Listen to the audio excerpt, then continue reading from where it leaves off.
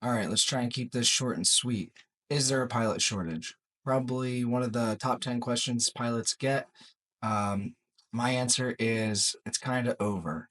So let me go into details and walk through this. I actually made this slideshow about a year and a half ago, November of 2023. I just never posted it, never made a video on it for one reason or the other. But I think it's relevant even more now today, and I want to see how it's played out in the last year and a half. So let's get started. All right, so we have the supply and demand. Pilots are basically the end of a supply chain. We're the iPhone, we're the Tesla, we are the end product. So it takes a certain amount of time to make a pilot. For this, we're going to use Legacy Pilot as being the end product. Obviously, there's a whole bunch of different routes you can take and a whole bunch of career paths that have different goals, different career projections, different quality of life. But just for the simplification of this, we're going to go with Legacy as the top tier, and then working your way through the regionals or like mid cargo, some low cost carriers, regionals, and then time building jobs. We're going to simplify it to that for the sake of this video. So supply and demand. We're going to start on the right hand side. We see there's a couple ways to start getting your certificates. You have the student pilot routes, and then you also have the military routes. That takes roughly 1 to 3 years to work your way through to get those training certificates. Then you start your time building time. You can go CFI or commercial or military again. That again takes 1 to 3 years on average. So to get to that ATP minimums of 750 to 1500 is anywhere from 2 to 6 years on average, let's say. We're going to ignore the last 2 years of data because, got hired by a legacy at 1700 hours after 2.5 years of flying airplanes. Unheard of in the industries, except for very few outliers, I think in the 80s. The normal timeline is you go to the regional then. You spend about 5 to 15 years at a regional. It all depends on what's going on in the market, what's going on in the industry, and the economy. So in the 2010s, it was 5 to 10 years.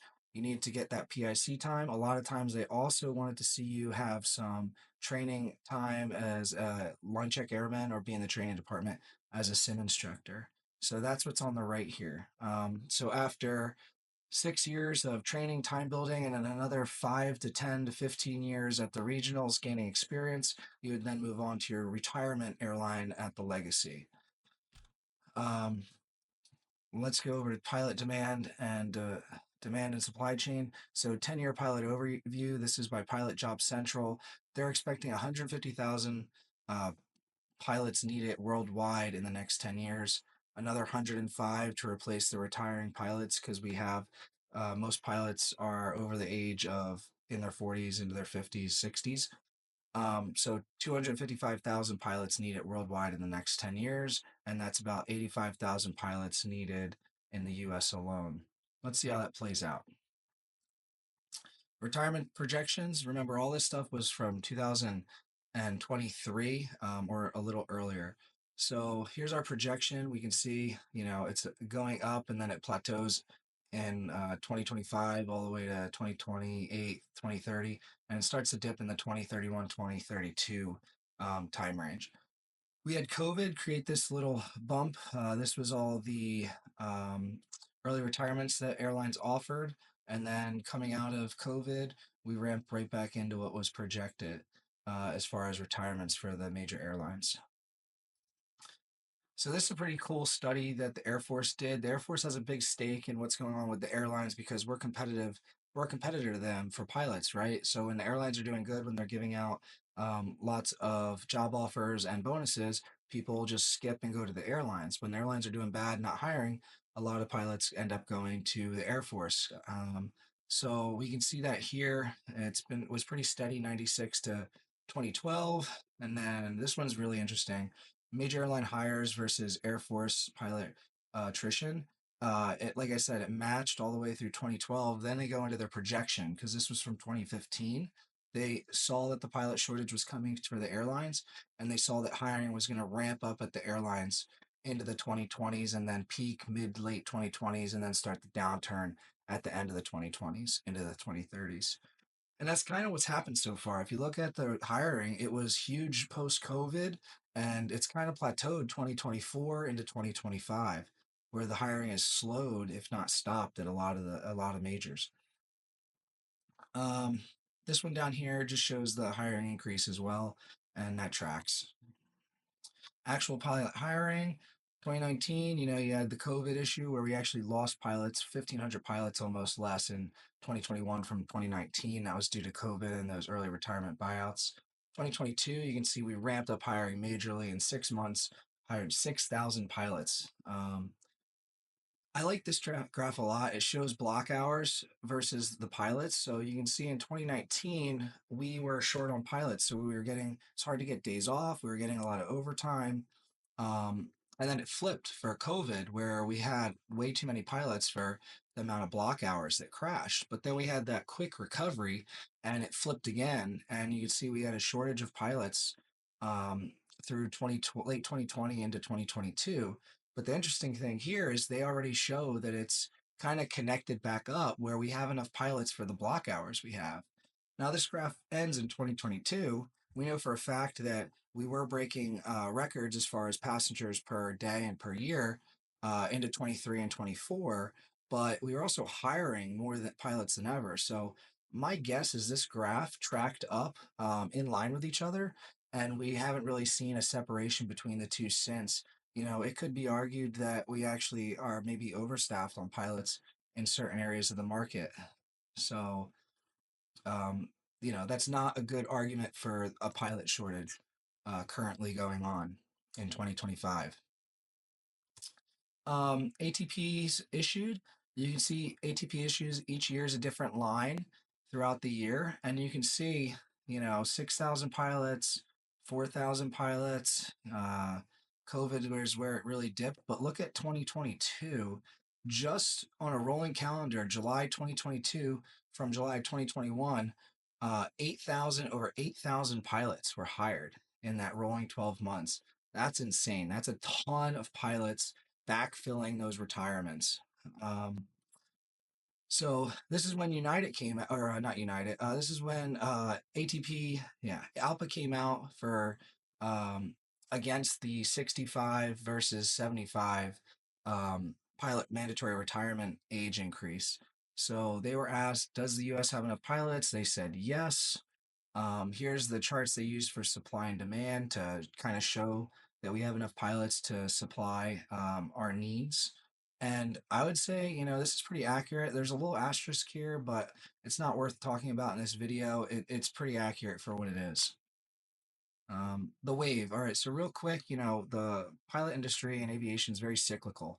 So this is an example from COVID. We had a backup of pilots because there was no hiring. So we had a backup of pilots at the regional and 1,500-hour flight instructing level. But then after COVID, we had a pilot shortage at the regional captain level and major use low-cost carriers because they're getting sucked up to the legacies. So that left a shortage there. So then this is when you saw the regional captains, as soon as you had those 1,000 hours, there's a mandatory upgrade. That's why you saw all the turnover at the low cost carriers. Some of the low cost carriers, they would hire 50 people a month and literally they would have 50 people leave, 60 people leave the same month. At the regionals, it was worse. They were hiring 150 people and losing 300 people. It was crazy. And then you can see, the legacies kind of filled up on the FO side. So they stopped hiring at the FO side, kind of, and we're just slowing that down for a decent amount of the majors. Um, and then they were slowly filling in the captain slots from those people that retired. And at this time, this is when the regionals started to fill up, the majors started to fill up. And then it goes into the legacy captain shortage that I just mentioned. They filled those pretty quickly though, because there are a lot of experienced people over there that can just, move into that seat as long as they get the schedule they want, the base and equipment they want. So that's the cyclical nature of this industry. And that wave starts from the top down. So it fills at the top at the legacy level, and then it works its way down. So legacy captains are going to fill, then legacy FOs are going to fill, then the majors are going to fill, then the regionals are going to fill, then smaller corporate entities are going to fill, and then the time building slots are going to fill, and then it's going to slow down. All that movement's going to slow down, and it's just going to be a nice slow pace to get through. Probably closer to the 2010s. Like I mentioned earlier, it could be slower, it could be a little faster. It depends on a lot of factors in the industry. Well, maybe we'll talk about that in a sec. Growth projections, add a legacy. So I just did this graph real quick just to show the difference between getting hired in April of 23 versus April 24. I made this graph back in April of 23 and I wanted to see how it projected out. So these are four growth charts starting at two different years.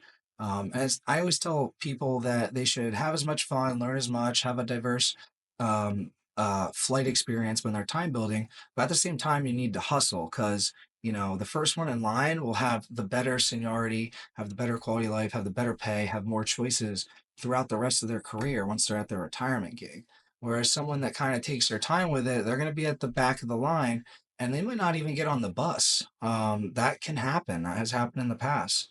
Um, so to prove that, this shows that after 1 year, I'm at 90% seniority. But if I got hired in April 24, in April 25, I'm only at 94%. So you lose 4% in a year of growth. At retirement, that means I would be at almost 4.5% when I retire versus 12%. That's huge as far as quality of life in your last few years at the legacy airline or your retirement airline. So getting in line, getting that number early matters. Let's see. Support for and against the pilot shortage. So pros, we're still on the backside of retirement wave. It's definitely kind of plateaued. It's only increasing slightly. Projected industry growth. I think the growth is shown that it's not really growing much anymore. It's expensive now. Everything's expensive, and so how much disposable income do people have to spend on more extravagant adventures? You also could argue that a big argument that's made is lack of new aircraft from manufacturers. So that's slowed. There's also been engine issues. And I think, that's a reasonable partial explanation, but the fact of the matter is, would if there was this huge demand, would we be having, airlines that are going bankrupt, regional, major level, and then other that are having financial issues and financial, outlooks that are changing from amazing to like just okay, or questionable for some. I don't think those really track with the projected growth that people were saying back in 2021 to 2023. Um, Unprecedented pilot movement and incentives. That's totally switched, right? It's totally slowed down. And we've gone from incentives to training contracts again. So, the only thing that's good that's changed is the updated flows as far as being more stabilized and being more manageable and understanding like, all right, how do these flows work for each of the major airlines? Cons, slower stop growth in certain sectors. We've seen that. That's only gotten worse. New ATP certs outpacing projected demand. That tracks pretty well, I think. Economic and global trends that may not support growth in air travel. So I made this in 23. The stock market still kept going up after that.